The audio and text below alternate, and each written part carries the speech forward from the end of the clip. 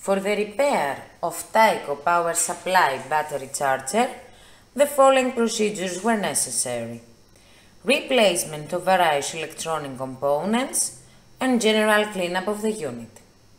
For testing, we used two batteries, 20-volt AC power supply, a multimeter and a LED for 24-volt output.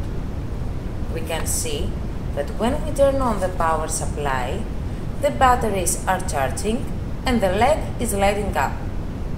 When we turn off the power supply, the unit works from the battery and the LED is still lighting up.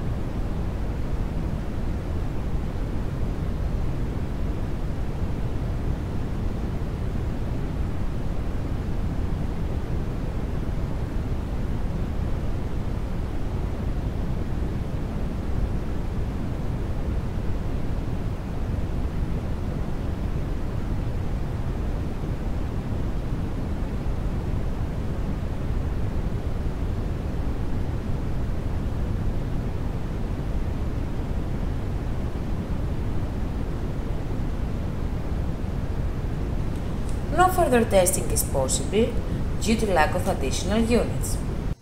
It is now clear that Tyco power supply battery charger is working successfully and it is ready to be delivered to the customer.